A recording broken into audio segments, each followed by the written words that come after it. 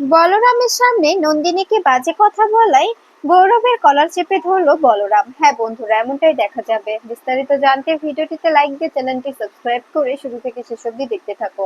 গল্পের শুরুতেই দেখা যাবে সত্যজিৎ মুখার্জি পরশুরামকে বলতে থাকে, বাবা আমি চাই যে তুমি আমার বিজনেসটা নিজের হাতে সামলাও। আমার বিজনেসটা তুমি যদি সামলাও তবে আমার বিজনেসটা সুন্দরভাবে সুন্দরভাবে প্রফিট করবে। আর যদি তুমি না সামলাও, যদি আমি আমি নিজেও সামলাতে না পারি, তবে আমার বিজনেসটা যে একবারই শেষ হয়ে যাবে। আমি তোমার কাছে হাত জোড় করে রিকোয়েস্ট করছি, তুমি আর মানা করো না। তখন এই কথা শুনে দেখা যাবে পরশুরাম বলতে থাকে, আমি আপনার বিজনেসটা সামলাচ্ছি ঠিক আছে, কিন্তু আমি তো কোনোভাবে বিজনেসটাকে সামলাতে পারছি না। আমি আপনার মেয়ের বিয়েটাতে নিজেকে অ্যাক্টিভ রেখেছিলাম, কিন্তু বিজনেসটা সামলানো আমার পক্ষে সম্ভব হচ্ছে না।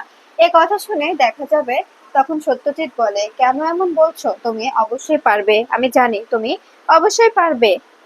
ঠিক তখনই প্রাচী এসে বলতে থাকে, জেঠু তুমি এখানে বসে আছো, এখানে বসে কি করছো? এদিকে তো বড়দিকে বিদায় দেওয়া হবে, বড়দিকে বিদায়ের জন্য তোমাকে ডাকছে, তোমার জন্য অপেক্ষা করছে সবাই। তখনই এই কথা শুনে দেখা যাবে সত্যজিৎ বলতে থাকে, পাগলি কোথাকার, কান্না করছিস কেন? এভাবে কান্না করার কি কোনো কারণ আছে? তখনই দেখা যাবে প্রাচী বলতে থাকে, বাহিরে সবাই কান্না করছে, বড়দি কান্না করছে, বড়দির কান্না দেখে কি আর আমরা না কান্না করে থাকতে পারি বলো তো? তখনই এই কথা শুনে দেখা যাবে সত্যজিৎ বলতে থাকে, মেয়েটা আজকে আমার চলে যাবে বাবা। তুমি তুমি যে এত সহজভাবে আমার মেয়েটার বিয়েটা সম্পূর্ণ করবে আমি ভাবতেও পারিনি। তোমার কারণে আজকে আমার সমস্ত স্বপ্ন পূরণ হয়েছে। আমার মেয়েটা একটা সংসার পাবে। আমার মেয়েটার ভাগ্য যে কতটা খারাপ আমি তো তোমাকে সবটাই বলেছি, তুমি তো সবটাই জানো। ওর তো অতীতে একটা ঘটনা আছে, এরপরে যে ওর এত ভালো বাড়িতে বিয়ে হবে সেটা আমি কল্পনাও করতে পারিনি। আর সবটা হয়েছে শুধুমাত্র তোমার কারণে। এরপরে দেখা যাবে কথা শুনে পরশুরাম বলতে থাকে, পুরোটাই পুরোটাই আপনার নিজের কৃতিত্ব, এখানে আমার কোনো কিছুই নয়। আমি তো শুধুমাত্র দায়িত্ব নিয়েছিলাম, জাস্ট এইটুকুই। এছাড়া তো আমার আর করার কিছুই নেই, তাই না? এছাড়া তো আর আমি কিছুই করিনি। তখনই দেখা যাবে সত্যজিৎ মুখার্জি বাহিরে চলে আসে। এরপরে বলরাম এসে পরশুরামকে বলতে থাকে, একদম ঠিক হলো না বিয়েটা দেওয়া, একদম ঠিক হলো না। এই বলে বাইরে চলে যায়। বাইরে গিয়ে দেখতে পায় গৌরব বারবার নন্দিনীকে আজে বাজে কথা বলছে। নন্দিনী কান্না করলে সে ব্যাপারেও গৌরব আজে বাজে কথা বলছে এবং নন্দিনীকে বারবার পিঞ্চ করে কথা বলছে আর বলছে, আমাদের বাড়ির বউরা কখনো এভাবে কান্না করে না। তুমি একদম একদম কান্না করবে না। আমাদের বাড়িতে বউ হয়ে গেলে আমাদের বাড়ির নিয়ম কানুন মানতে হবে। এসব কিছু দেখে সহ্য করতে পারে না বলরাম। সহ্য করতে না পেরে গৌরবের কলার চেপে ধরে আর বলতে থাকে, তোমাকে আমি বারবার দেখছি নন্দিনীকে এভাবে বলতে। তুমি কেন এরকম করে সবসময় ওকে ডিস্টার্ব করছো? কি চাইছো তুমি? তুমি বিয়ে করেছো বলে মাথা কিনে নিয়েছো? তুমি যেটা বলবে সেটাই শুনতে হবে ওনাকে? তুমি কি ভাবছো? ওর ওর কোনোভাবে কোনো কিছু বলার থাকতে পারে না। তখনই দেখা যাবে এই কথা শুনে গৌরব বলতে থাকে, কলারটা ছাড়ুন বলছি। আপনার এত বড় সাহস হয় কি করে আমার কলার ধরার? তখনই দেখা যাবে এই কথা শুনে বলরাম বলতে থাকে, সাহসের কি দেখেছেন আপনি? আপনি হয়তো ভুলে যাচ্ছেন আমি কে, আর আপনি আমার সামনে এভাবে কথা বলার সাহস কোথা থেকে পান? তখনই দেখা যাবে বাড়ির সবাই মিলে বলরামকে বকতে শুরু করে। তখনই বলরাম বলতে থাকে, আমি তো কোনো অন্যায় করিনি। আপনাদের সামনে আপনাদের বাড়ির মেয়েকে প্রতিনিয়ত উনি অপমান করে যাচ্ছে। বিয়ে করেছে বলে কি মাথা কিনে নিয়েছে নাকি? সবসময় এভাবে অপমান করে কথা বলবে? আপনারা কি আপনাদের বাড়ির মেয়েকে অপমানিত হওয়ার জন্য ও বাড়িতে দিয়েছেন নাকি? আপনারা কি আপনাদের মেয়েকে সারাক্ষণ শুধু কথা শোনানোর জন্য ও বাড়িতে দিয়েছেন নাকি? নাকি সংসার করার জন্য দিয়েছেন? আমার তো মনে হচ্ছে না সংসার করার জন্য ওনারা আপনার মেয়েকে ও বাড়িতে নিয়ে যাচ্ছে। ওনারা তো প্রতিনিয়ত ওনার ভুল ধরতেই ব্যস্ত। ওনারা আসলে কি চাইছে সেটাও তো জানা দরকার, তাই না? এভাবে একটা মেয়ের প্রতিনিয়ত ভুল ধরতে থাকলে তো মেয়েটা এমনিতেই ভেঙে পড়বে, তাই না? ওকে ওকে অতীত নিয়ে সবসময় উনি কথা বলছেন। ওনার যেটা করতে যাচ্ছে সেটাতেই বাধা। এত বাধা সৃষ্টি করলে একটা মেয়ে কি করে ভালো থাকতে পারে? ওই বাড়িতে নতুন নতুন গিয়ে যদি এতটা বাধার সম্মুখীন হতে হয় এবং সেই সম্মুখীনটা নিজের স্বামী থেকেই আসে, সেটা তো কোনো মেয়ে মেনে নিতে পারে না, তাই না? আপনাদের তো এটা দেখা উচিত ছিল। মা বাবা হয়ে আপনাদের এটা বোঝা উচিত ছিল। কিন্তু না, আপনারা এই ব্যাপারটা একদমই খেয়াল করছেন না। আপনারা শুধুমাত্র হাতে পায়ে ধরে ওকে ওকে এখান থেকে তাড়িয়ে দিতে পারলেই বেঁচে যান। মনে হচ্ছে আপনাদের কাছে নন্দিনী মুখার্জি বোঝা হয়ে গেছে, যার কারণে এভাবে এভাবে বাড়ি থেকে তাড়াতে পারলেই বাঁচেন। তখনই নন্দিনী অবাক হয়ে বলরামের দিকে তাকিয়ে থাকে আর মনে মনে বলতে থাকে, আমি জানি উনি আমাকে ভালোবাসে, কিন্তু পরিস্থিতিটা এমন, আমি চাইলেও ওনাকে কোনোভাবেই নিজের মনের কথা বুঝতে বলতে পারছি না। আমি জানি যে গৌরব গৌরব যে কথাগুলো বলছে সেগুলো আমারও পছন্দ হচ্ছে না, ওর কথাগুলো সত্যি আমি মেনে নিতে পারছি না।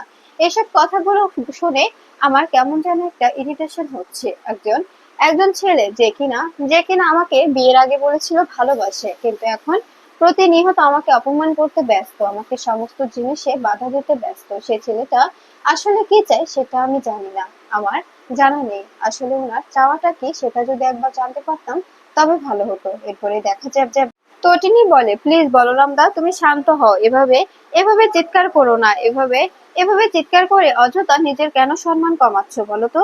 এদের সামনে তুমি যেটা বলবে সেটাই ওদের কাছে আরো আরো বেশি হয়ে যাবে। তাই বলছি তোমাকে এসব নিয়ে মাথা ঘামাতে হবে না, যার ব্যাপার সে নিজেই বুঝে নেবে। তখন এই কথা শুনে বলরাম বলতে থাকে, কিন্তু তটিনী, সামনের উপরে যদি একটা একটা অন্যায় হয়, সে অন্যায়টা তো মেনে নেওয়া যায় না, তাই না? অন্যায়টা মেনে নেওয়া এবং অন্যায়টা করা একদম সমান ভাগে ভাগী।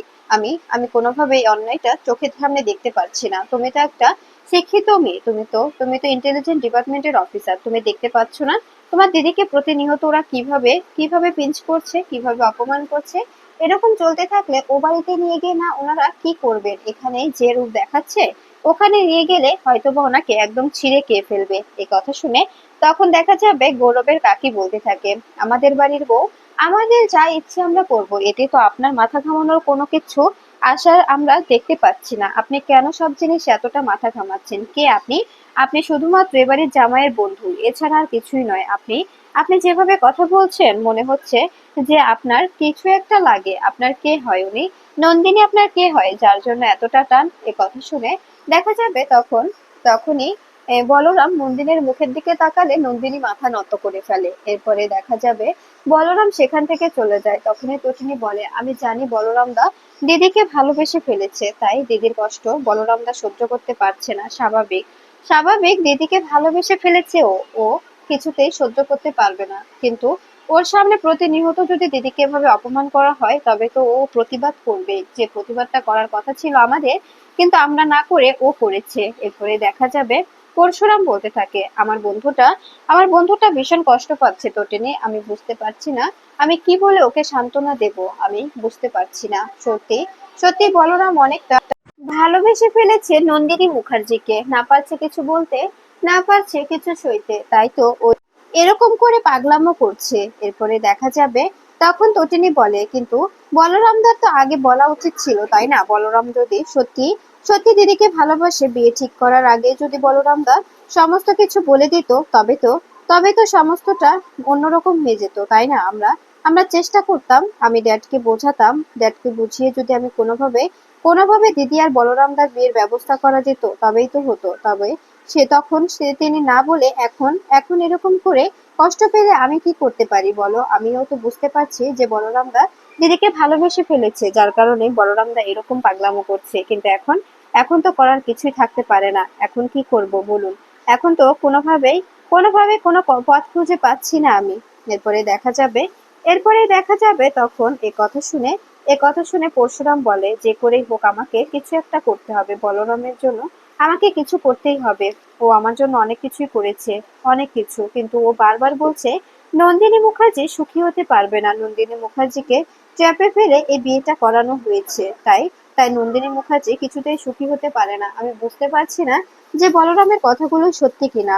আর এখনো তো ভাবে বোঝা যাচ্ছে যে সত্যি বলরামের কথাগুলোই সত্যি। এরপরে দেখা যাবে তটিনী বলতে থাকে, আমি বুঝতে পারছি না, বিশ্বাস করো, আমি কিছুতেই বুঝতে পারছি না যে কি ঘটনাটা আসলে কি। এভাবে যদি চলতে থাকে কি করে হবে? এরপরে দেখা যাবে এরপরেই তটিনী বলে, আমি দেখছি সমস্তটা, যদি কোনোভাবেই কোনো কিছু করার ব্যবস্থা করতে পারি তবেই আমি সমস্তটা ঠিকঠাক করে নেব। এরপরে দেখা যাবে পরশুরাম বলতে থাকে, আমি বলরামকে বোঝার চেষ্টা করছি, ওকে বোঝানোর চেষ্টা করছি যে যা হবার হয়ে গেছে, এখন আর চাইলেও কিছু করা যাবে না। এখন ও যদি চায় তারপরেও তো কোনো কিছু হবার নয়, তাই না? নন্দিনী মুখার্জি নন্দিনী মুখার্জির বিয়ে হয়ে গেছে, উনি এখন অন্যের অন্যের ঘরের স্ত্রী, তাই ওনাকে নিয়ে ভাবা আর তোর জন্য ঠিক নয়। এরপরে দেখা যাবে পরশুরাম বলরামের কাছে যায়, সেখানে গিয়ে বলরামকে জড়িয়ে ধরে বলতে থাকে, প্লিজ বন্ধু, এভাবে ভেঙে পড়িস না। তখনই বলরামকে পরশুরাম বলে, প্রচন্ড ভালোবাসিস তাই না, প্রচন্ড রকম ভালোবেসে ফেলেছিস। তখনই বলরাম বলে, হ্যাঁ হ্যাঁ, এই ভালোবাসা আমি সত্যি বুঝতে পারিনি কখন হয়ে গেছে, আমি ওকে পাগলের মতো ভালোবেসে ফেলেছি, ভাবতেও পারিনি যে এত সহজেই সবকিছু হয়ে যাবে, আমিও ভালোবেসে ফেলবো আর ওনার বিয়েটাও ঠিক হয়ে যাবে এত তাড়াতাড়ি উনি উনি আমার থেকে দূরে চলে যাবে, সত্যি ভাবতে পারিনি। তখন এ কথা শুনে দেখা যাবে দেখা যাবে অবাক হয়ে যায় পরশুরাম বলতে থাকে, চিন্তা করিস না, আমি দেখছি কি করা যায়। এরপরে দেখা যাবে বলরাম বলতে থাকে, বিশ্বাস কর, আমি আমি জানি নন্দিনী মুখার্জি ওখানে একদম সুখী হতে পারবে না, ওখানে সুখী হওয়ার মতো কোনো প্রশ্নই আসে না। ওখান থেকে দেখবি নন্দিনী মুখার্জির প্রতিনিয়ত কষ্টই পেতে হবে, কারণ কারণ আমি খুব ভালো করে জানি, আমি খবর নিয়েছি, আমি তোকে বারবার বুঝিয়েছি। দেখ, এভাবে এভাবে হুটহাট করে বিয়ে দিস না, তোরা একটু ভাবার চেষ্টা কর, বোঝার চেষ্টা কর। হুটহাট করে বিয়েটা হয়ে গেলে কিন্তু পরে পস্তাতে হবে, কিন্তু তোরা আমার কথা বুঝতে চাসনি, তোরা তোরা এভাবে এভাবে হুটহাট করে বিয়েটা দিয়ে দিলি। এরপরে দেখা যাবে এ কথা শুনে এ কথা শুনে তখন তখন বলরামের কথা শুনে পরশুরাম বলতে থাকে, আমি বুঝতে পারছি যে তুই যখন এই কথাটা বলেছিলি তখন আমার গুরুত্ব দেওয়াটা উচিত ছিল, কিন্তু আমি তখন গুরুত্ব দিইনি, কিন্তু এখন বুঝতে পারছি যে সত্যি সত্যি নন্দিনী মুখার্জি কোনো বিপদে পড়তে চলেছে। আর আমি আগে থেকে জানতাম যে নন্দিনী মুখার্জির বিয়েটা কোনো বিয়ে নয়, এটা একটা ডিল, এটা একটা শুধুমাত্র ডিল, আমাকে আর নন্দিনী মুখার্জিকে এই সবকিছু থেকে সরানোর জন্য একটা ক্ষুদ্রতম প্ল্যান। এরপরে দেখা যাবে যে করেই হোক আমাকে সমস্তটা উদ্ঘাটন করতে হবে, আমার আগেই বোঝা উচিত ছিল, আমি তখন বুঝতে পারিনি, কিন্তু এখন এখন প্রতিনিয়ত ও বাড়ির লোকজনদের ব্যবহার দেখে আমি বুঝতে পারছি যে নন্দিনী মুখার্জি ও বাড়িতে কিছুতেই সুখী হতে পারবে না, আর ওদের বিয়েটা যে ডিল, এটাও আমি খুব ভালোভাবে বুঝতে পারছি। এসবের পিছনে কর্ণ চ্যাটার্জির হাত খুব ভালোভাবেই আছে, নন্দিনী মুখার্জি আর আমাকে এই সবকিছু থেকে সরিয়ে দেওয়ার জন্য ছোট্ট একটি প্ল্যান সাজানো হয়েছে। এই কথা শুনে তখন বলরাম বলতে থাকে, কিন্তু এখন এখন তো আর কোনো কিছু করা যাবে না তাই না, এখন তো সবকিছু হাতের বাইরে চলে গেছে, এখন আর চাইলেও কিছু করা সম্ভব নয়। এরপরে দেখা যাবে এ কথা শুনে দেখা যাবে পরশুরাম বলতে থাকে, হ্যাঁ একদম একদম ঠিক বলেছিস, এখন আর চাইলেও কিছু করা সম্ভব না, সবকিছু হাতের নাগালের বাইরে চলে গেছে, এখন আর কি করা যাবে, আমি আমি বুঝতে পারছি না কিছু। তখনই দেখা যাবে কথা শুনে বলরাম বলতে থাকে, এখন শুধু অপেক্ষা, নন্দিনী মুখার্জির যদি কোনো সমস্যা হয়ে থাকে, উনি যদি নিজ ইচ্ছায় বাড়িতে এসে কোনো রকম কোনো নালিশ জানায়, তবেই আমরা জানতে পারবো যে সত্যি সত্যি নন্দিনী মুখার্জি কোনো সমস্যায় আছে, তখন যদি কোনো পদক্ষেপ নিলেও নেওয়া যায়। এরপরে দেখা যাবে বলরাম বলতে থাকে, কিন্তু আমি আমি একটা কথা তোকে দিতে পারি, আমি কিছুতেই নন্দিনী মুখার্জির কোনো সমস্যার মেনে নিতে পারবো না, আমি ওদের কাউকে ছাড়বো না যদি নন্দিনীর কিছু হয়। তখনই দেখা যাবে কথা শুনে পরশুরাম বলে, প্লিজ এরকম করে মাথা গরম করিস না, এখন যদি উত্তেজিত হয়ে মাথা গরম করে ফেলিস তবে কেউ দেখলে আরো ব্যাপারটা অন্যদিকে চলে যাবে, সবাই সবাই অনেক নানান রকমের কথা বলবে, সবাই তো সুযোগ খুঁজছে, এবারের লোকজন তো সুযোগ খোঁজা ছাড়া আর কিছুই পারে না, এবারের লোকজনের তো এটাই কাজ তাই না। তখনই দেখা যাবে কথা শুনে বলরাম বলতে থাকে, যা বলেছিস, এখানকার লোকজনের তো এটা ছাড়া আর কোনো কাজই থাকতে পারে না, এ বাড়িতে তো শুধুমাত্র কার ভুল কে ধরতে পারবে এটাই, এছাড়া আর কিছুই নয়, শুধু অপরাধ আর অপরাধ, এছাড়া কিছুই নাই।